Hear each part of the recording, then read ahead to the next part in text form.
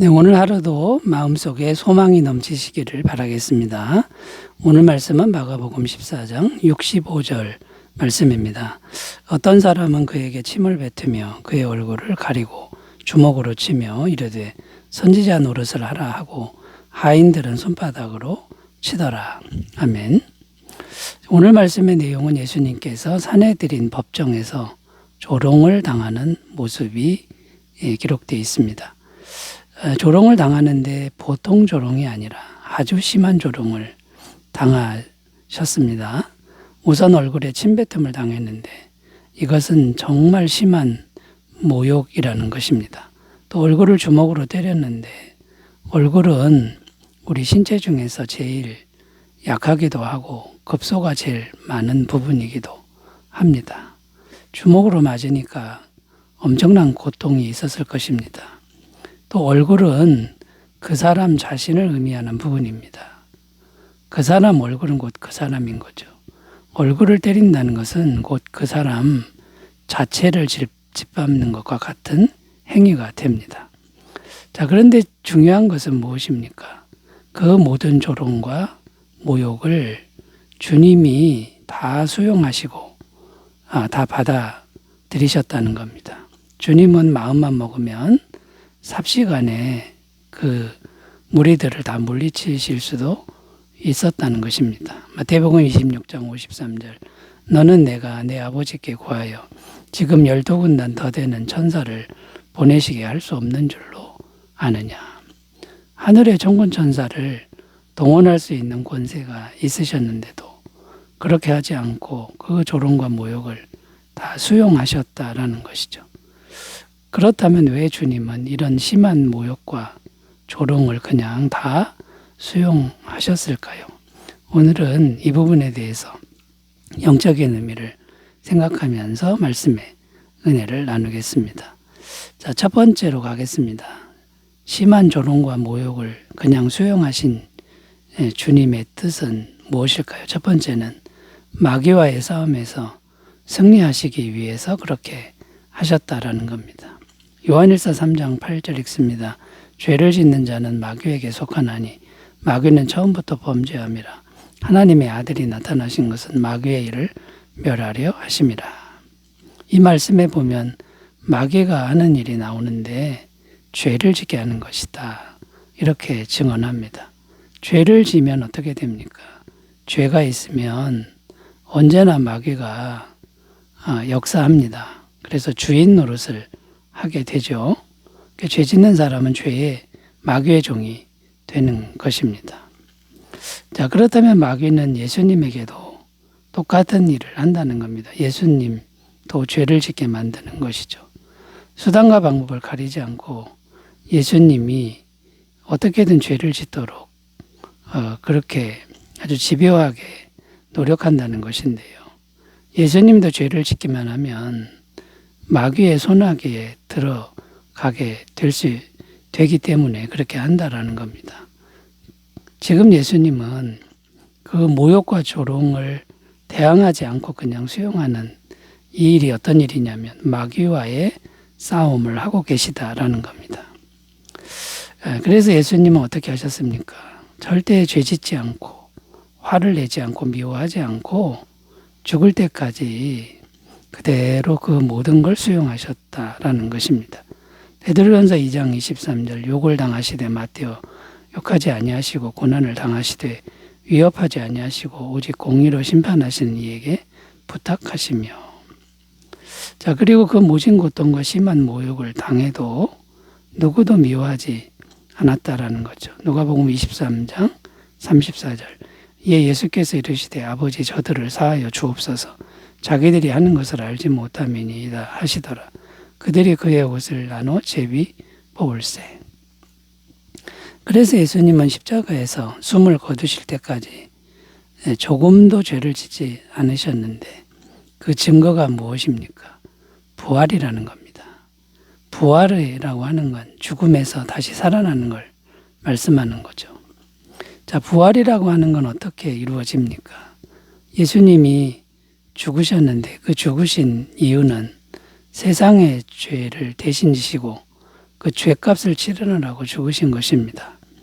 그래서 죄값은 십자가에서 완벽하게 지불되었는데 원래 예수님은 하나님이 사람이 되셨으니 죄가 없는 분이다라는 겁니다.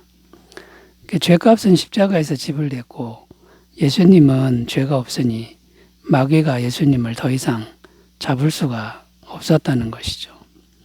마귀는 죄인들만 잡을 수 있는 그런 권세를 가지고 있는 겁니다. 그래서 예수님은 부활하실 수밖에 없었는데 이 부활의 의미는 무엇입니까? 마귀와의 싸움에서 승리했다라고 하는 아주 중요한 의미가 있다라는 것이죠. 고린도전서 15장 55절 57절 사망아 너의 승리가 어디 있느냐? 사망아 내가 쏘는 것이 어디 있느냐? 사망이 쏘는 것은 죄요 죄의 권능은 율법이라. 우리 주 예수 그리스도로 말미암아 우리에게 승리를 주신 하나님께 감사하노니. 자, 그러므로 우리가 믿어야 할 것은 무엇입니까? 어떤 마귀의 권세가 와도 예수님을 믿는 우리를 공격하지 못한다라는 겁니다. 왜냐하면 영원한 죄사함을 예수님이 계속 주시기 때문이라는 거죠. 요한일서 5장 18절입니다. 하나님께로부터 난 자는 다 범죄하지 아니하는 줄을 우리가 아노라. 하나님께로부터 나신 자가 그를 지키심에 악한 자가 그를 만지지도 못하느니라. 자, 예수님이 이 모진 조롱과 고통과 수욕을 다 받으심으로 우리에게, 예수 믿는 우리에게 승리를 주셨다라는 것을 우리가 감사함으로 잘 받으셨으면 좋겠습니다. 자, 두 번째로 가보겠습니다. 주님이 왜 심한 조롱과 모욕을 그냥 다 수용하셨을까요? 두 번째는 누구든지 예수님을 믿는 자를 구원하시기 위해서였다라는 겁니다. 요한복음 3장 16절을 읽습니다. 하나님이 세상을 이처럼 사랑하사 독생자를 주셨으니 이는 그를 믿는 자마다 멸망하지 않고 영생을 얻게 하려 하심이라. 자, 이 말씀의 내용은 누구든지 예수님을 믿으면 멸망당하지 않고 영생을 얻는다라는 겁니다. 어떤 의미가 담겨 있냐면 예수님이 모든 죄값을 완벽하게 지불했기 때문에 죄가 있으면 멸망당하는데 예수님을 믿으면 죄가 없어지니 영생을 얻는다. 자, 이런 의미가 됩니다. 히브리서 9장 12절 염소와 송아지의 피로 하지 아니하고 오직 자기의 피로 영원한 속죄를 이루사 단번에 성소에 들어가셨느니라. 그러니까 십자가에서 단 한 번의 죽으심으로 모든 죄의 값을 영원히 지불하셨다라는 말씀입니다. 자, 이것이 어떻게 가능합니까? 첫째는 예수님은 하나님이 사람이 되셨기 때문에 원래부터 죄가 없는 분이었다라는 거고요. 마태복음 1장 23절입니다. 보라 처녀가 잉태하여 아들을 낳을 것이요 그의 이름은 임마누엘이라 하리라 하셨으니 이를 번역한즉 하나님이 우리와 함께 계시다 함이라. 원래부터 죄 없는 하나님이 사람이 되신 분인데 이제 그 예수님이 죄 없는 예수님이 십자가에서 죽으십니다. 그런데 자기 죄는 없고요.